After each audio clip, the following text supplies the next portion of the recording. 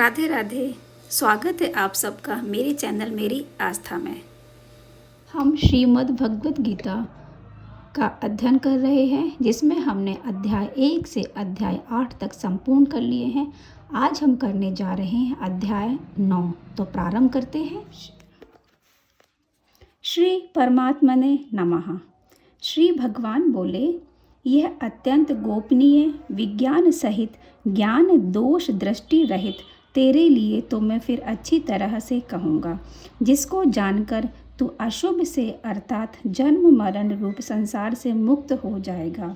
व्याख्या है इसकी, कर्म योग निष्काम भाव गुह है, ज्ञान योग आत्मज्ञान गुहेत्तर है और भक्ति योग मतलब परमात्म ज्ञान गुहेत्तम है। अपने स्वरूप को जानना ज्ञान है और समग्र भगवान को जानना विज्ञान है। समग्र सगुण ही हो सकता है, क्योंकि निर्गुण के अंतर्गत तो सगुण नहीं आ सकता, पर सगुण के अंतर्गत निर्गुण भी आ जाता है।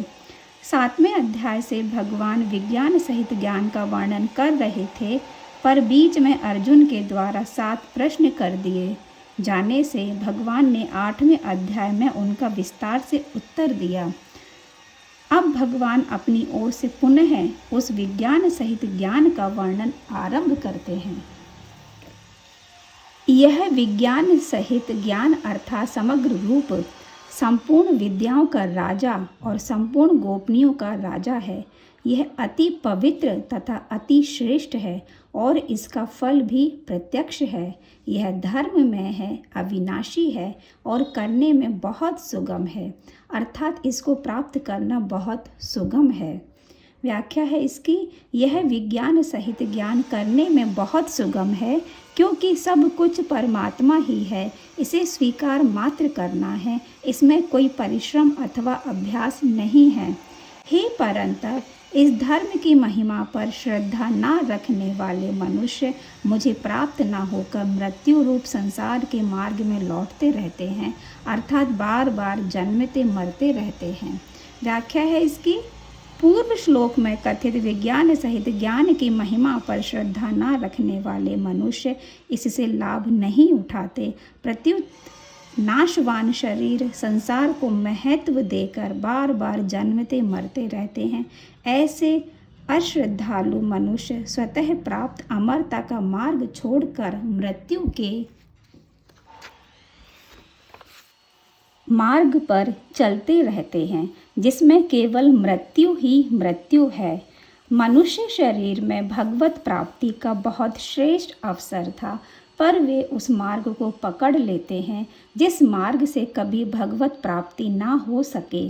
उनकी ऐसी दशा को देखकर भगवान मानो दुख के साथ कहते हैं, अप्राप्य मां निर्वंतते मृत्यु संसार वर्तमने। यह सब संसार मेरे निराकार स्वरूप से व्याप्त है। संपूर्ण प्राणी मुझ में स्थित है, परंतु मैं उनमें स्थित नहीं हूँ तथा वे प्राणी भी मुझ में स्थित नहीं हैं।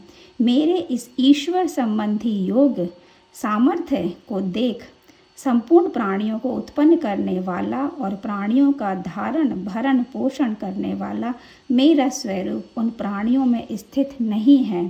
व्याख्या है इसकी, बर्फ में जल की तरह संसार में सत्ता है।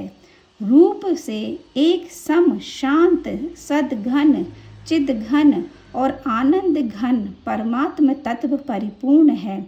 उस अविभक्त सत्ता में मैं, तू, यह तथा वह ये 4 विभाग नहीं हैं। जब तक साधक में यह भाव है कि परमात्मा और संसार 2 हैं, तब तक उसको यह समझना चाहिए कि परमात्मा में संसार है, संसार में परमात्मा है। परंतु जब 2 का भाव ना हो, तब ना परमात्मा में संसार है, ना संसार में परमात्मा है। संसार को स्वतंत्र सत्ता जीव ने ही दी है। जब तक अहंता, ममता और कामना है, तब तक साधक की दृष्टि में परमात्मा में संसार है और संसार में परमात्मा है। परंतु अहंता, ममता और कामना मिटने पर सिद्ध की दृष्टि में ना परमात्मा में संसार है, ना संसार में परमात्मा है, अर्थात परमात्मा ही परमात्मा है। वासुदेवः सर्वम।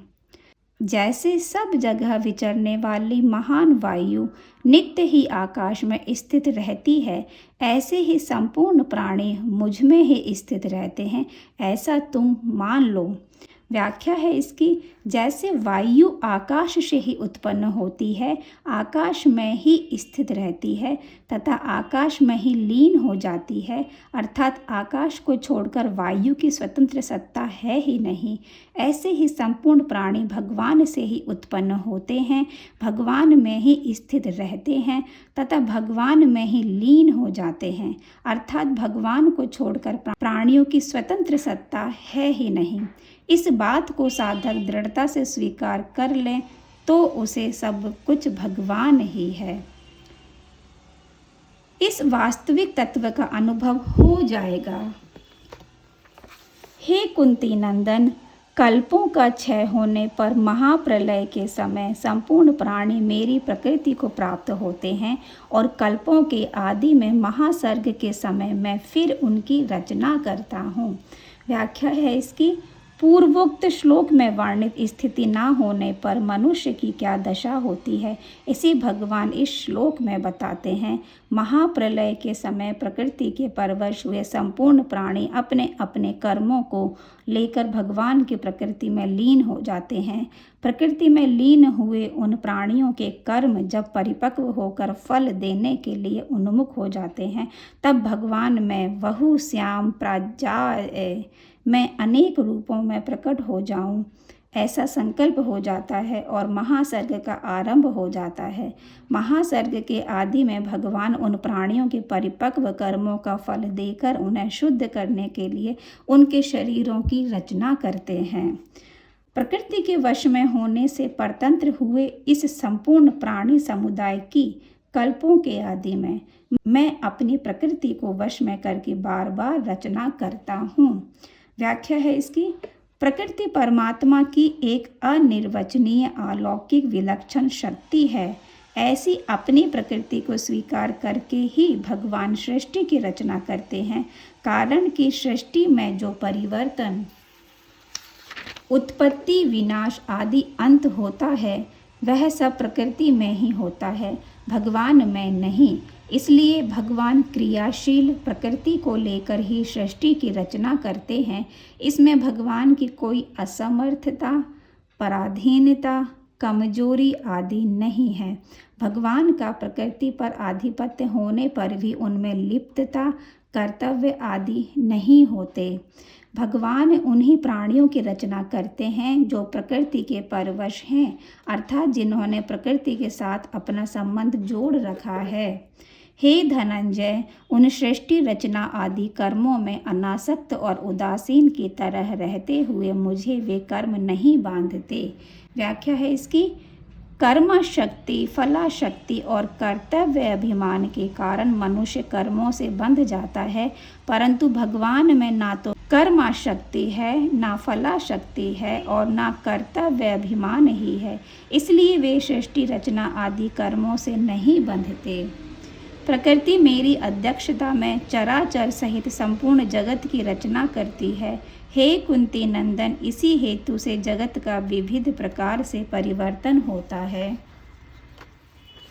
व्याख्या है इसकी, भगवान से सत्ता स्फूर्ति पाकर ही प्रकृति चराचर सहित संपूर्ण प्राणियों की रचना करती है।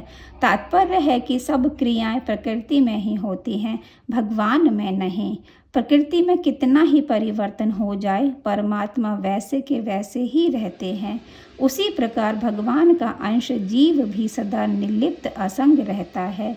प्रकृति तो परमात्मा के अधीन रहकर सृष्टि की रचना करती है, पर जीव प्रकृति के अधीन होकर जन्म मरण के चक्र में घूमता है। तात्पर्य है कि परमात्मा तो स्वतंत्र है, पर उनका अंश जीवात्मा सुख की इच्छा से परतंत्र हो जाता है। मूर्ख लोग मेरे संपूर्ण प्राणियों के महान ईश्वर रूप श्रेष्ठ भाव को ना जानते हुए मुझे मनुष्य शरीर के आश्रित मानकर अर्थात साधारण मनुष्य मानकर मेरी अवज्ञा करते हैं। व्याख्या है इसकी, भगवान से बड़ा कोई ईश्वर नहीं है, वे सर्वोपरि हैं, परंतु अज्ञानी मनुष्य उन्हें स्वरूप से नहीं जानते। वे अलौकिक भगवान को भी अपनी तरह अलौकिक मानकर उनकी अवहेलना करते हैं और नाशवान शरीर संसार की ही सत्ता मानकर भोग तथा संग्रह में लगे रहते हैं। जो आसुरी, राक्षसी और मोहिनी प्रकृति का ही आश्रय लेते हैं, ऐसे अविवेकी मनुष्यों की सब आशाएं व्यर्थ होती हैं, सब शुभ कर्म व्यर्थ होते हैं और सब ज्ञान व्यर्थ होते हैं। अर्थात उनकी आशाएं, कर्म और ज्ञान समझ सत फल देने वाले नहीं होते। व्याख्या है इसकी, जो मनुष्य अपना स्वार्थ सिद्ध करने में लगे रहते हैं, दूसरों के दुख की परवाह नहीं करते, वे आसुरी स्वभाव वाले होते हैं। जो स्वार्थ सिद्धि में बाधा लगने पर क्रोधवश दूसरों का नाश कर देते हैं, वे राक्षसी स्वभाव वाले होते हैं। जो बिना किसी कारण के दूसरों को कष्ट पहुंचाते हैं, वे मोहिनी स्वभाव वाले होते हैं। आसुरी, राक्षसी और मोहिनी तीनों ही स्वभाव वाले मनुष्य आसुरी संपत्ति के अंतर्गत आ जाते हैं, जो 84 लाख योनियों तथा नरकों की प्राप्ति कराने वाली है। परंतु हे प्रथानंदन, देवी प्रकृति के आश्रित अनन्य मन वाले महात्मा लोग मुझे संपूर्ण प्राणियों का आदि और अविनाशी समझकर मेरा भजन करते हैं। व्याख्या है इसकी, जो जिसके महत्व को जितना अधिक जानता है, वह उतना ही उसमें लग जाता है।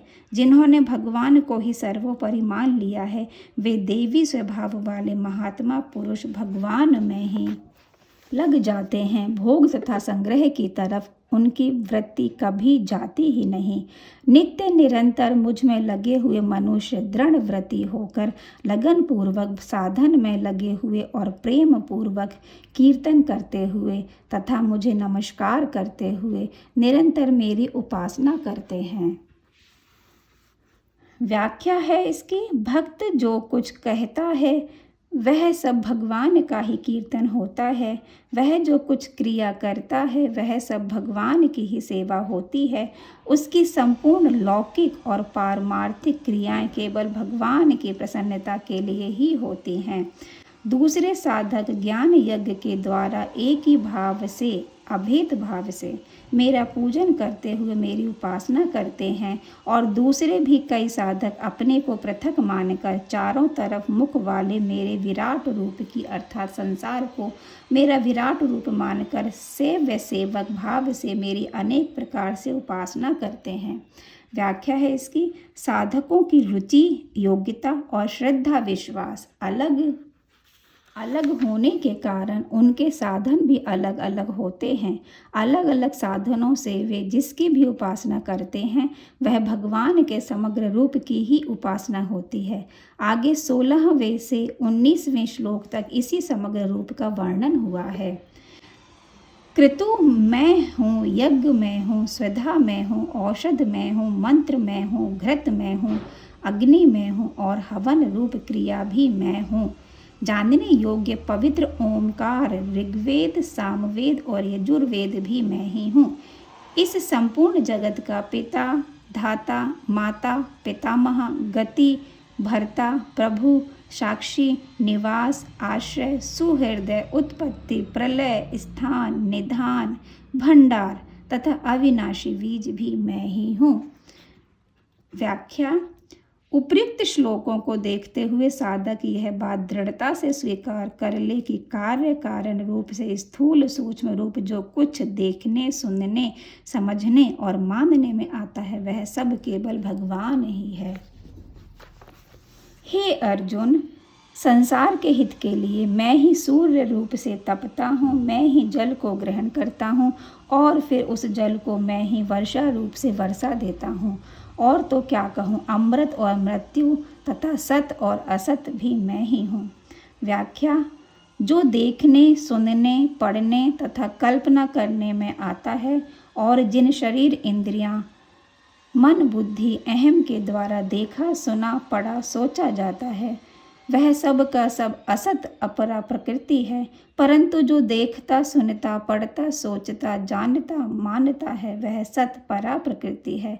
भगवान कहते हैं कि सत भी मैं हूँ और असत भी मैं हूँ। जैसे अन्नकूट के प्रसाद में रसगुल्ले गुलाब जामुन आदि भी होते हैं और मेथी करेले आदि का साग भी होता है, अर्थात मीठा भी भगवान का प्रसाद होता है और कड़वा भी। ऐसे ही अमृत भी भगवान है और मृत्यु भी। सूर्य रूप से जल को ग्रहण करना और फिर उसे बरसा देना, ये दोनों विपरीत कार्य ग्रहण और त्याग भी भगवान ही करते हैं। सद सच्चा हम, सत और असत भी मैं ही हूँ। इसमें विवेक नहीं है, प्रत्युत विश्वास है। विश्वास विवेक से भी तेज होता है, कारण कि विवेक वही काम करता है जहाँ सत और असत दोनों का विचार होता है। जब असत है ही नहीं तो फिर विवेक क्या करे। विवेक में तो सत असत का विभाग है, पर विश्वास में विभाग है ही नहीं। विश्वास में केवल सत ही सत अर्थात भगवान ही भगवान है।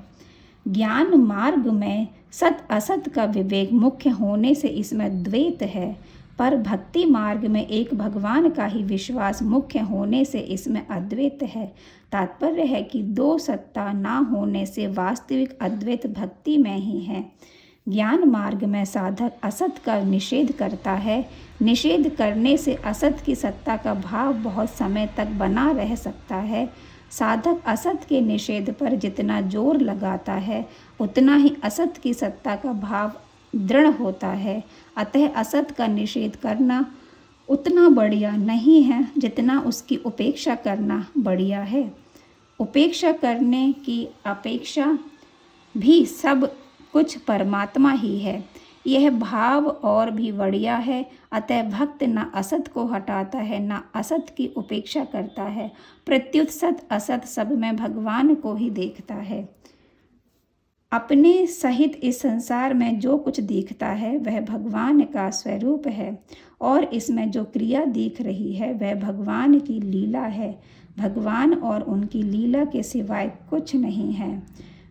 कोई जन्म गया, कोई मर गया, किसी का विवाह हो गया, किसी की संतान हो गई, कोई बीमार हो गया, कोई निरोग हो गया, किसी का आदर हो गया, किसी का निरादर हो गया, किसी को नफ़ा हो गया, किसी को घाटा लग गया, कोई धनवान हो गया, कोई निर्धन हो गया। यह सब की सब भगवान की लीला है।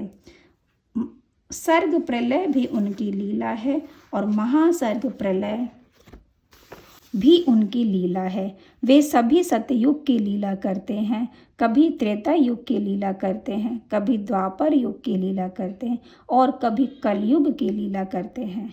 इस प्रकार भगवान और उनकी लीला को देख देख कर साधक को सदा आनंदित रहना चाहिए। राधे राधे। ये हमने 9वां अध्याय पेज नंबर 207 तक यहाँ तक पूरा कर लिया है। इसके आगे हम इसको अगली वीडियो में पूरा कर लेंगे। तब तक के लिए आप सबको मेरी राधे राधे।